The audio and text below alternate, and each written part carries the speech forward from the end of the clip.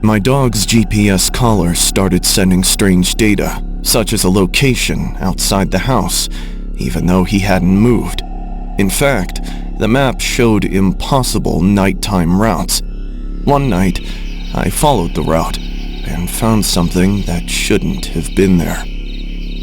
I live alone with my dog Rook in a small house near a wooded area that stays quiet at night. Every small sound stands out more than it should, and even though I got used to that silence over time, I never fully trusted it. Rook helped with that, since he reacts faster than I do, and usually notices things before I even realize something is off.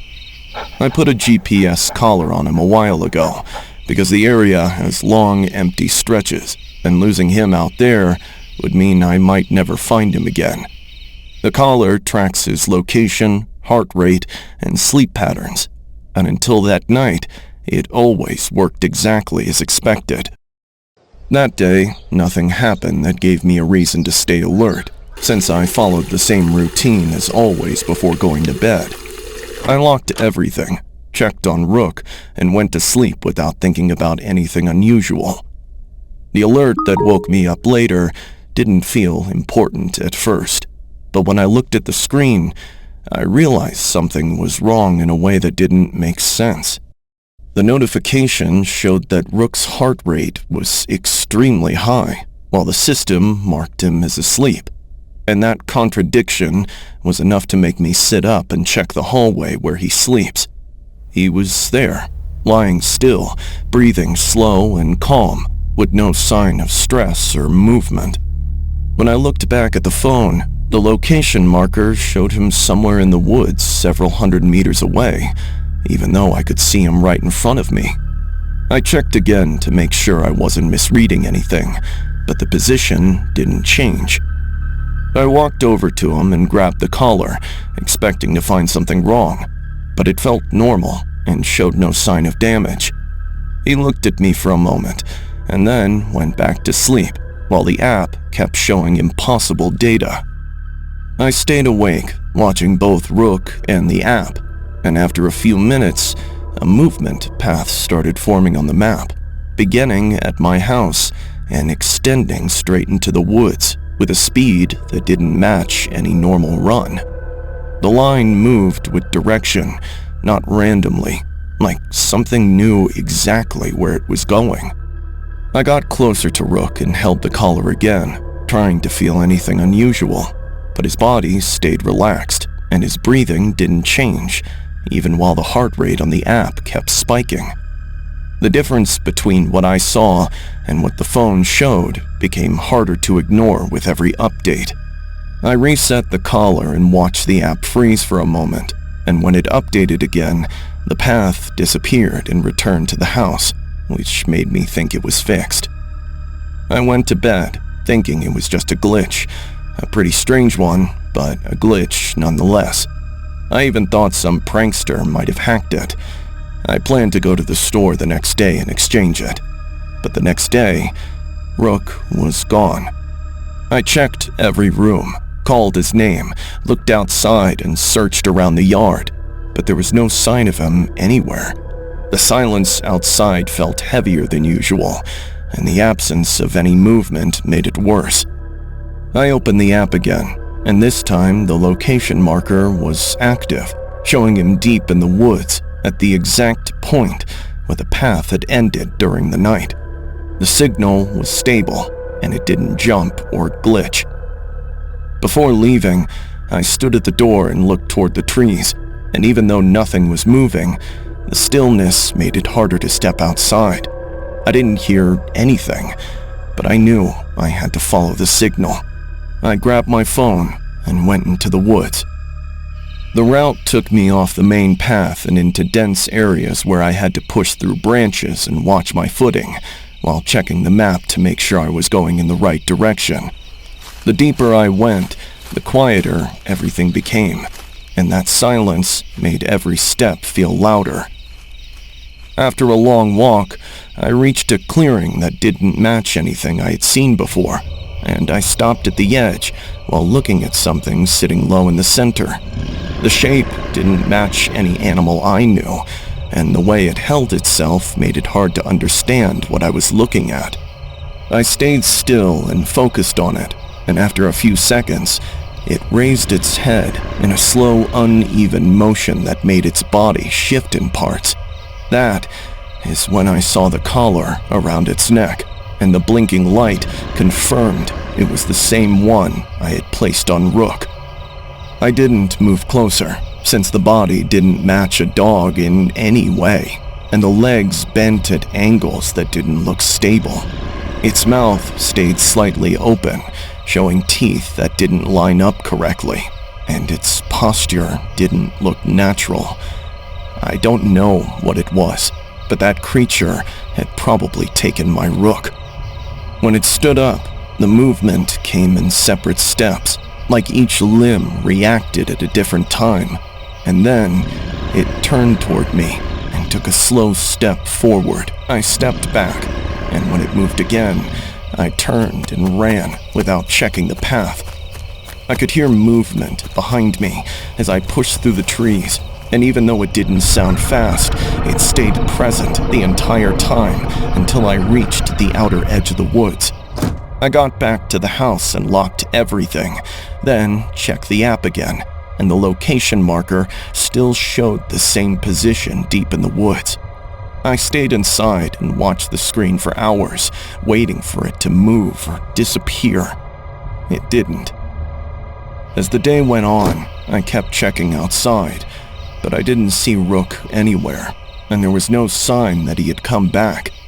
The house felt different without him, and the silence didn't feel normal anymore. When night came, I stayed awake again, and the app still showed the same location, fixed in the same spot. Nothing moved, and nothing changed, and that made it worse than before. At some point, I stopped checking the app and just sat there, listening to the quiet, waiting for something, anything to happen. In the morning, I got up and walked into the hallway, and Rook was there, sleeping in his bed like nothing had happened. He looked calm, and when he noticed me, he got up and walked over without any sign of stress or injury. I checked his neck, and the collar was there, secured and blinking like it always does. I pulled it off immediately and looked at it, trying to understand how it could be in two places at once. I opened the app, and the location showed him inside the house, with normal readings and no movement logs recorded. The path from the night before was gone, and there was nothing left on the screen that matched what I had seen. That night, I stayed awake again, and around the same time, Rook stood up and walked to the door without making a sound. He didn't bark or scratch, and he didn't look back at me. He just stood there, facing the dark outside. I didn't open the door, and I don't plan to, since I don't know what I saw in the woods, and I don't know if it ever left.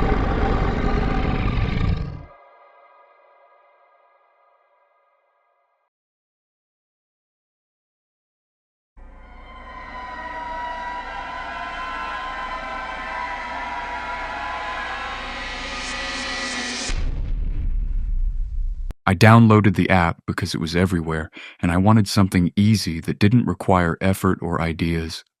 I just needed something that worked fast and got reactions. Record, tap, upload, repeat, nothing more.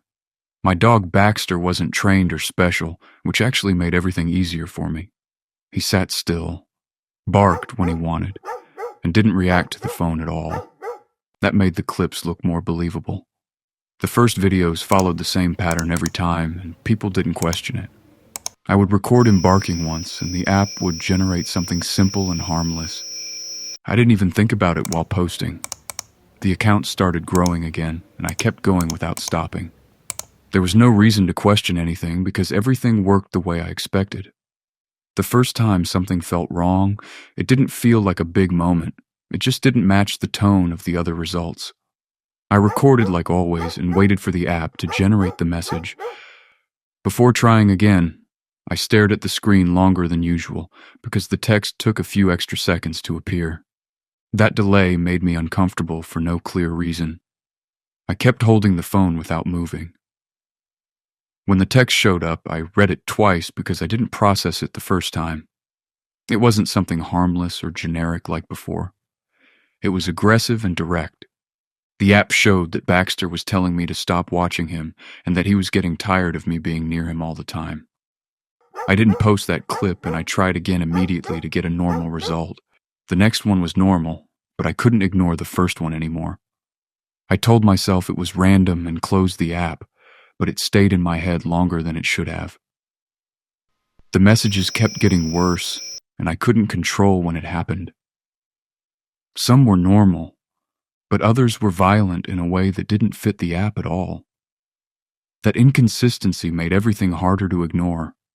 I started recording more often, trying to understand what was happening, but nothing made sense. Baxter didn't change his behavior at all, which made everything worse. He acted exactly the same every time. Before pressing the button again, I stayed still for a long time, just watching him, trying to feel in control of the situation. I didn't want to rush it anymore. I needed to see it clearly. He barked once and I tapped the screen.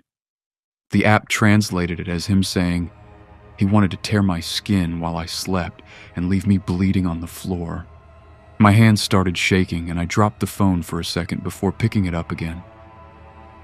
I felt sick reading that, and I didn't want to look at the screen anymore, but I still did it again later that day. Before trying again, I locked myself in the bathroom and held the phone tight, trying to calm down enough to press the button. I kept thinking about what I'd already seen. He barked again when I came out.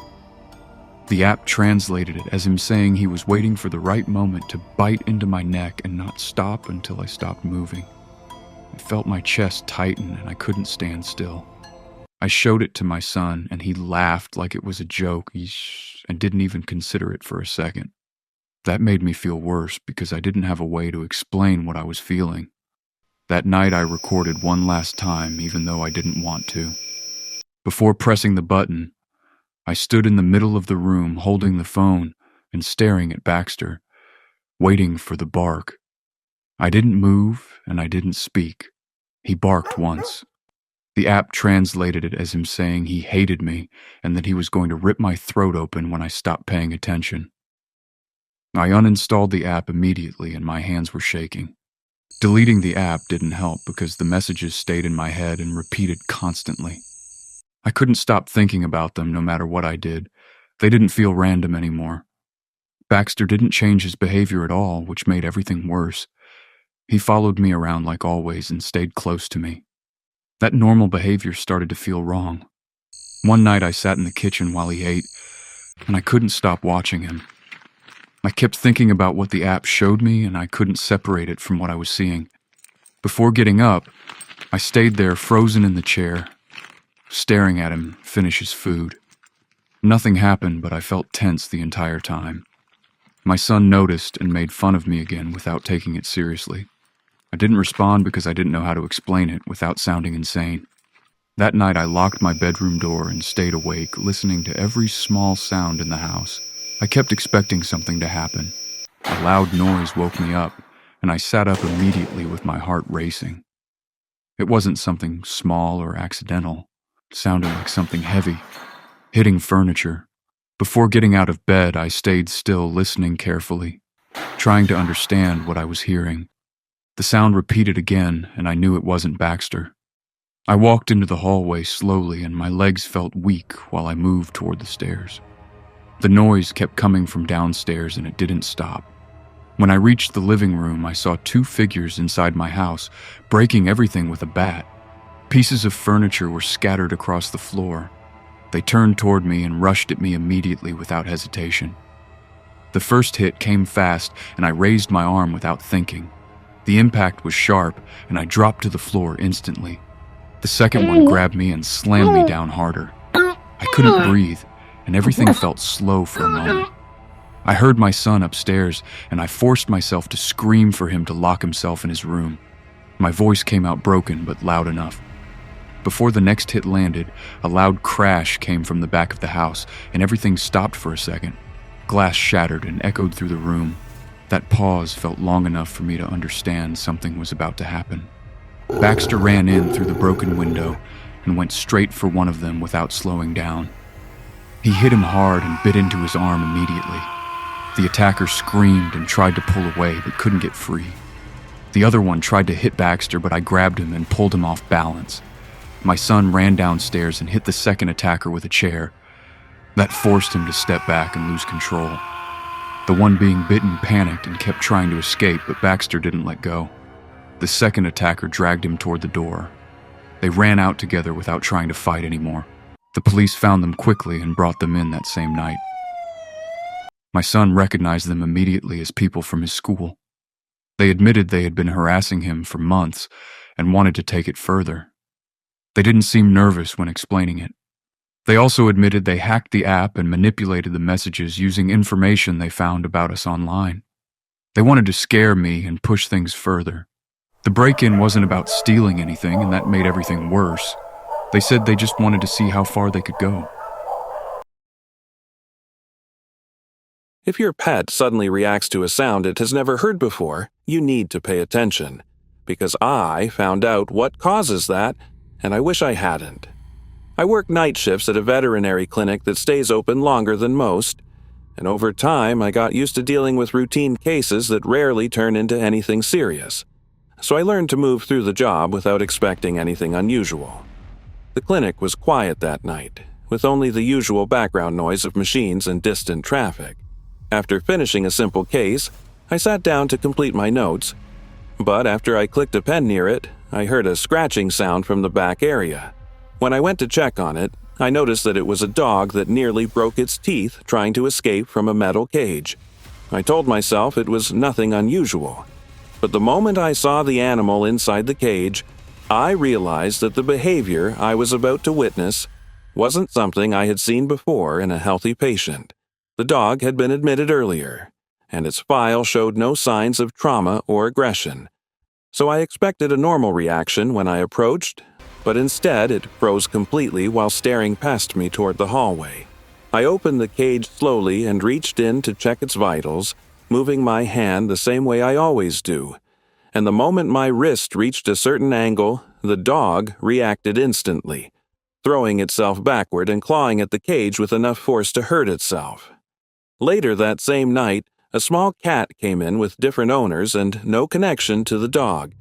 And while I was writing notes, I clicked a pen without thinking, and the cat reacted in the exact same way, with the same timing and level of panic. At that point, I stopped treating it like coincidence.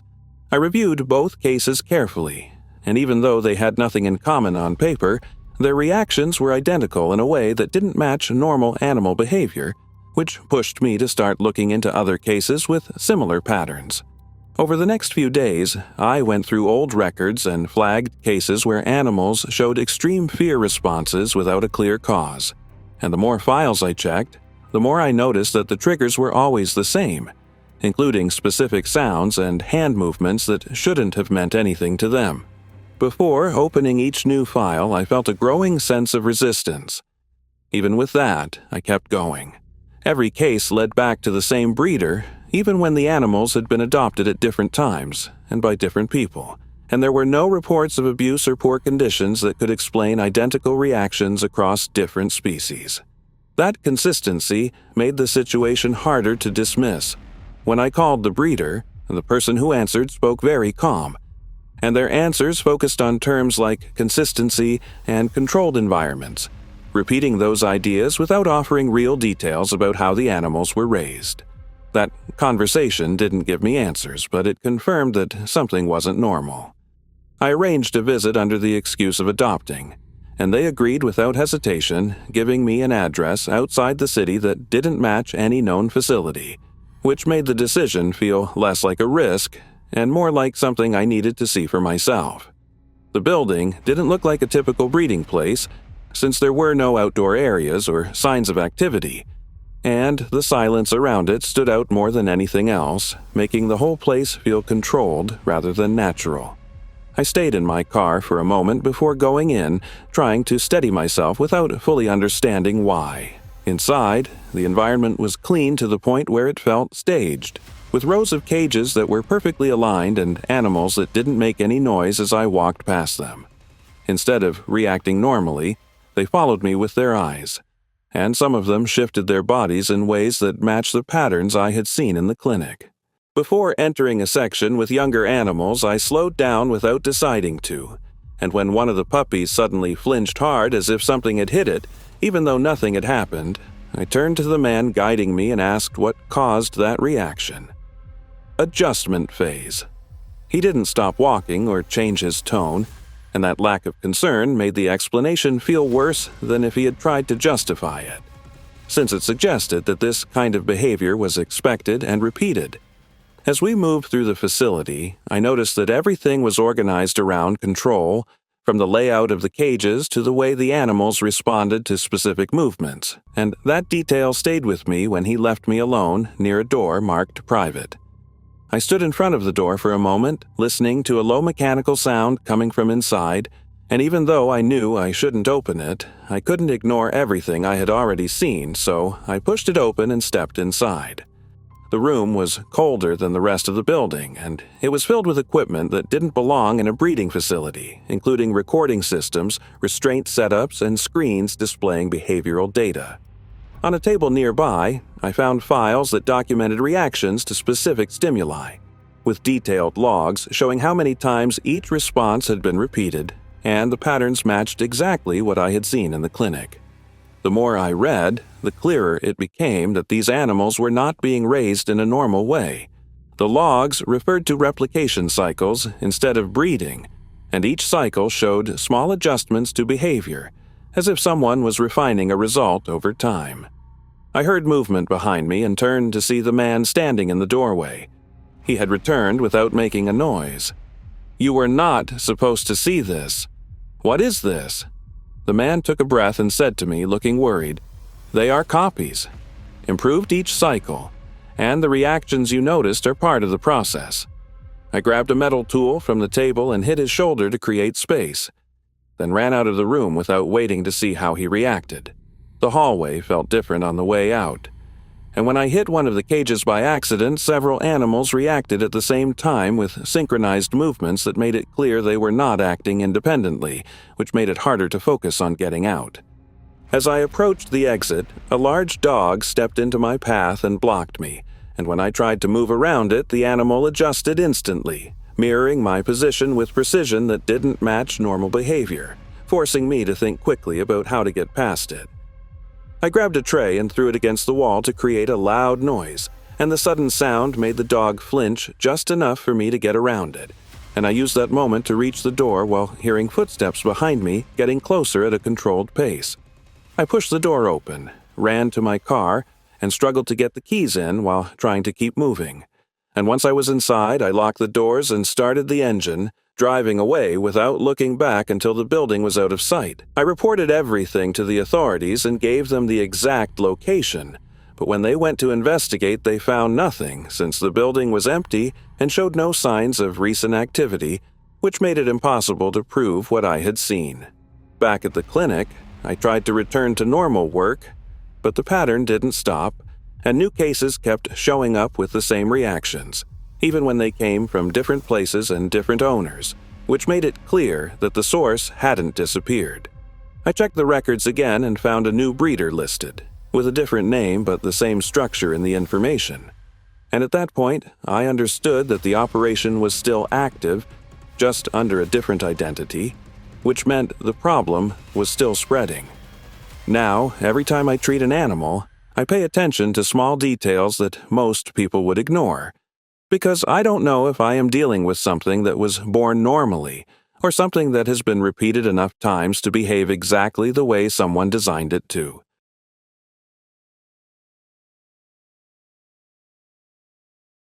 I've had pets since I was a child. Many of them were raised with me, others were rescued later. I learned a lot about dogs and cats, but if there's one thing I could never learn to handle, it's when they die. Krog, our companion for almost 7 years, died a few months ago. The void he left in the house was immense.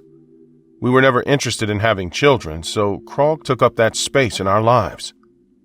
Jenna, my girlfriend, and I spent our days in silence, every corner of the house reminding us of him.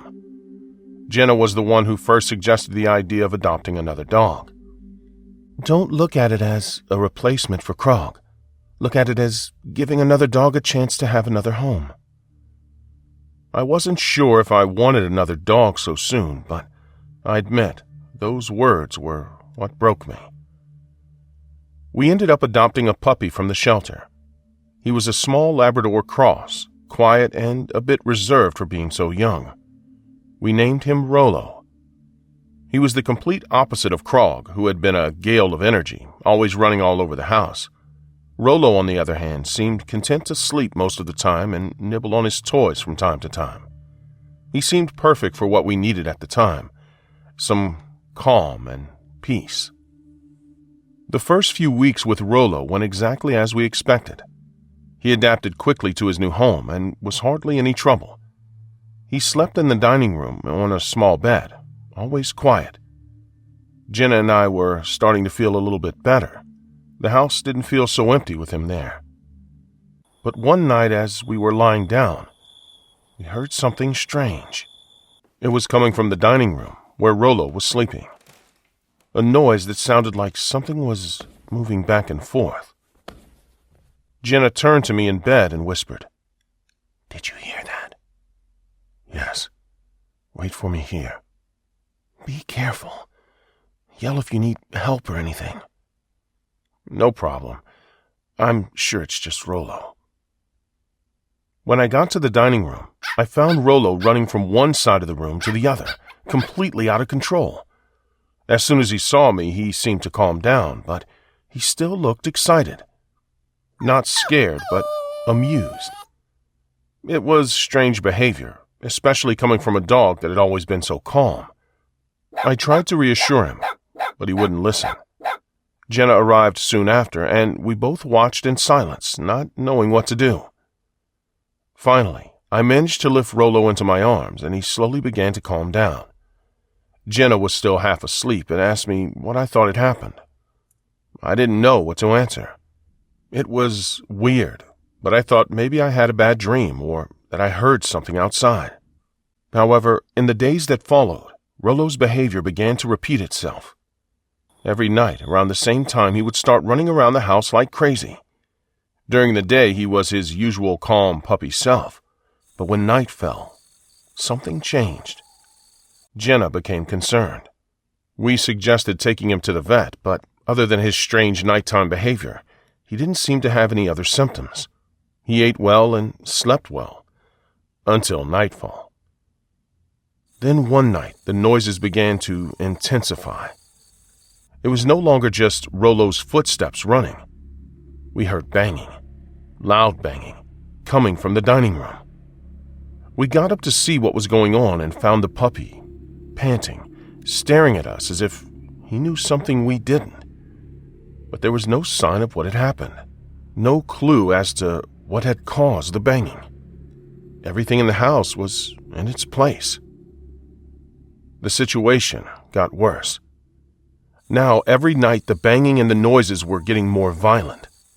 Something was happening in our house. If it had been Krog, we could justify those noises as him playing and throwing chairs. But this dog was very small. There was no way he could do this unless he had enormous strength that we didn't know about.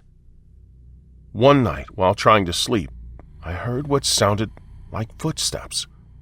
They weren't Rollo's, they were heavier, like someone walking through the dining room. I got up and, again, found nothing. But one night the knocking became even louder, and they were no longer just noises.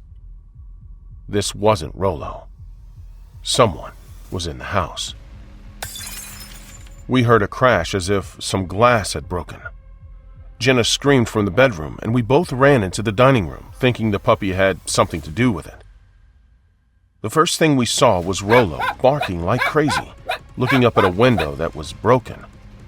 The glass covered the floor, and there, in the middle of the dining room, there were 4 people There were 2 men and 2 women, all young, maybe teenagers. They were standing there, wearing white, smiling masks. Each carried a knife, and they didn't say a word. They just started laughing, a high-pitched, mocking sound that sent a chill down my spine. Before I could react, one of the boys hit me in the face. I fell to the ground, feeling the taste of blood in my mouth. I was trying to pull myself together. I watched as another one of the guys grabbed Jenna by the arm and threw her to the ground. They started kicking her, laughing all the while as if it was a game to them. I got up, but before I could get close, another one of the guys put a knife to Jenna's neck and looked at me. "If you move, I'll kill her." I was paralyzed. I knew I couldn't do anything, not without risking Jenna's life. The 4 teenagers just looked at us, enjoying the terror on our faces. "We're going to rip out all your teeth, and then we'll make you watch as we kill your girlfriend. The last thing you'll see is her dead body." If this kept up, the teenagers would keep their promise. Even if this got me killed, I had to act. I lunged at one of the boys, the one who was kicking Jenna, and threw him to the ground. I grabbed him by the neck and started squeezing with all my strength. The boy was struggling to get free, but I wasn't about to let go. If I kept squeezing him, I would surely kill him. If only he would faint. "Let go, or she dies. Now!" I stopped, letting go of the boy I had been strangling. He slowly stood up, a smile on his face. "That was a big mistake." He walked over to Rollo, who was still shivering in the corner of the room, and grabbed him by the collar. They really deserve a punishment." "Yeah, you're right, honey. I think this puppy is going to pay for what you did." Without thinking, the man picked up the dog and carried him to the center of the room. After that, he put his big boot on his head and stared at me, implying that he was going to crush him. He was going to do it. There was nothing we could do about it. But before he could, the boy screamed in pain. He fell to the ground, clutching his foot. Something had bitten him, a deep, bleeding wound. But there was nothing there. Chairs began to move around the house as if something was pushing them.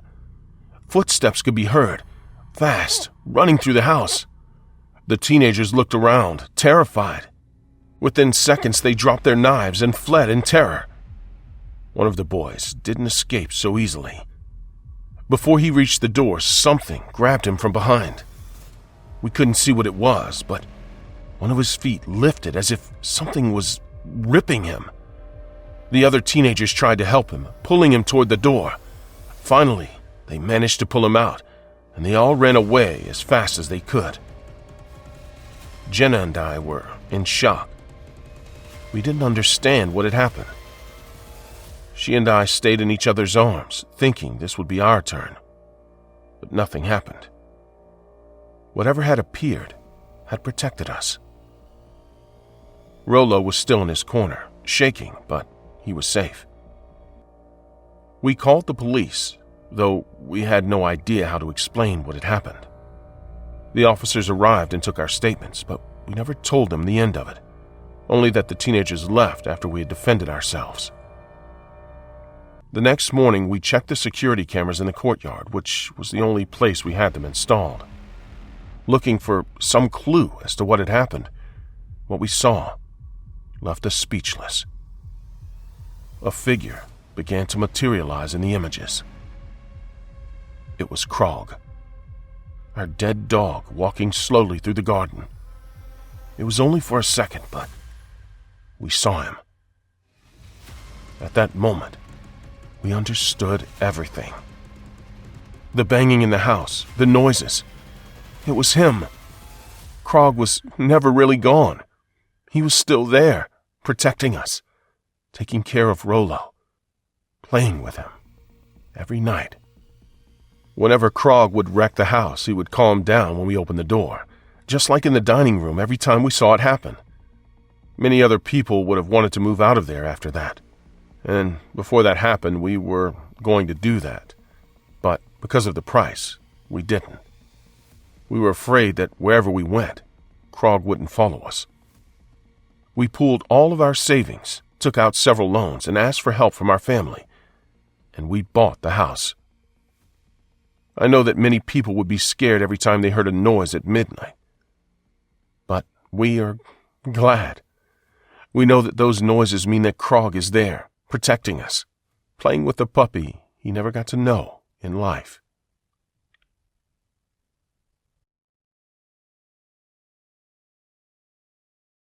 My name is Andreas, and I am 55 years old. A few months ago, I separated from Yamina, who was my girlfriend for almost 7 years. We ended on good terms, or so it seemed. It was one of those breakups where you just realize that things don't work anymore. We talked it over, she left, and I stayed in this apartment alone. I've always been a quiet person. Working as a web developer keeps me busy, but when I get home, I like to disconnect. My only social interaction outside of work is the 2 stray dogs that are always hanging out near the square. I've fed them several times, and although they are unowned, they seem to be like neighborhood dogs. No one bothers them, and I always see them when I walk by the plaza on my way home from work. Sometimes they come up and I greet them, give them some food, and they go on their way. It all started after the separation. First, it was a couple of times that I noticed some people watching me on my way home from work. I didn't think they were going to get me in trouble. Maybe it was my paranoia or just a coincidence, but as the days went by, the same faces kept appearing, always looking at me, always in the same corner, as if they were waiting for something. They didn't say anything, they just looked at me. I could never quite see their faces, at least one of the 2 of them. I let it go, but then I started getting strange messages on my social networks. Someone was telling me that they knew where I lived, that they had my schedule under control, that I wasn't going to be alone for long. I thought they were just practical jokes, but those jokes didn't stop. I told myself that these people were not related to those who were watching me, but the coincidence was too much. One afternoon, I came home from work as usual, walking through the square with my headphones on, trying to ignore the stares that I was now sure were not coincidences. In the distance, I saw 2 guys on a motorcycle, one taller than the other, with a straight face and a strange attitude. It was not only their presence that unsettled me, but the way they were watching me. It was no longer a coincidence. They knew exactly who I was. I quickened my pace with the feeling that they did too. However, the biker never got any closer. They kept their distance as if waiting for the right moment. That was the straw that broke the camel's back. I went to the police station the next day, took the messages, and told everything that was happening to me. But the response was disappointing. They told me that as long as there was no direct threat, they couldn't do anything. In other words, as long as those guys didn't do anything, I was on my own. From that day on, I saw them more often. The men on the motorcycle are always at a distance, but present. Every time I left the house, I felt watched and harassed without having any idea why. The day it all happened was a national holiday, and as a freelance developer, many times I could stay at home, but other times I had to go out no matter what date it was. That day there was no one on the street. The neighborhood looked like a desert, something quite rare where I lived. I thought that with fewer people around, those guys on the motorcycle wouldn't show up. I was wrong. As I crossed the square, I heard them before I saw them, and before I could react, they were on top of me. This time, they didn't stay at a distance. The taller one got off the bike and hit me in the face without warning. I fell to the ground, dazed, feeling the metallic taste of blood in my mouth. Confused and in pain, I could hear the sadistic laughter of my attacker. He had not attacked me simply to rob me. I recognized that sadistic and unnecessarily cruel laugh. That was my ex's brother. In all the time I had been with her, I had only seen him 2 or 3 times. They had a very bad relationship. Clearly, the man was not attacking me because she had told him. No, he had different motives.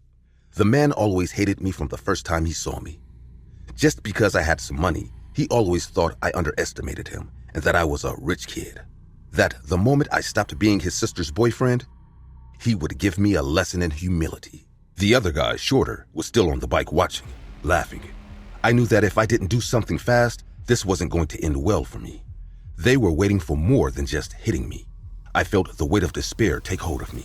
I always knew you were trash. It was obvious that my sister would realize it too. Do you know how much I wanted to do this? Do you know how many fights I had with my family over this? By now, you're not off limits anymore, are you? I tried to speak, but the pain in my body prevented me from doing so. The guy wouldn't stop hitting me. My mind was racing. What had I done to him? Had I looked at him wrong? Had I worn clothes he didn't like? I'm not just here to kill you. I also want your money and your house. But first, it will be your life. He said this with a macabre smile, taking something out of his pocket. It glittered. A gun. Pure fear came over me at that moment. I wasn't going to get out of this alive if I didn't do something. The bike moved a little, as if they were getting ready to leave after they were done with me. I knew this was the moment. I had to act. I had to do something, anything to get out of this situation. I reached for something with my hand, anything that could serve as a defense. At that moment, I managed to grab a handful of dirt and dust from the floor of the square. Without thinking twice, I threw it straight in his face. His scream of surprise and pain gave me the moment of distraction I needed. I got up as best I could and started running, ignoring the pain in every part of my body. The two guys didn't take long to react. The man jumped on the bike and the driver accelerated behind me. But I was already halfway to my building. Every step was torture, but the fear was stronger than the pain. I knew that if I got home, maybe I could lock myself in. Maybe I could call for help. But they weren't going to let me get away that easy. I turned a corner, and just before I got to my block, I felt the engine approaching again. The guy had gotten off the bike and was now running toward me with the gun in hand. I had no time to think. As I was about to be cornered, something unexpected happened. The two stray dogs, the same ones I always fed, appeared out of nowhere and pounced on the guy with the gun. Barking filled the air as the dogs attacked him mercilessly. The guy screamed and tried to defend himself, but the dogs wouldn't let him. The other one, the one driving the motorcycle, tried to approach to help him, but stopped when he saw the scene. It was clear that he was not expecting it. The man threatened to attack one of the dogs, but he seemed panicked. He was terrified of dogs. Furious, the man ran to the motorcycle, and the other man sped off. Days after the attack, the police informed me that the two men were in custody and would face serious charges. Yamina didn't know anything about them, but she always knew that her brother hated me. She just didn't want to tell me as so not to scare me. The motives? You could say none. He was always an obsessive and violent man. A thief, and although he never admitted it, a murderer. The dogs, my saviors, I saw them the next day. They were in the neighborhood as usual, quiet. I approached them and fed them as I used to do. That day it was quite cold and I decided to take them to my house. One thing led to another, and I ended up adopting them.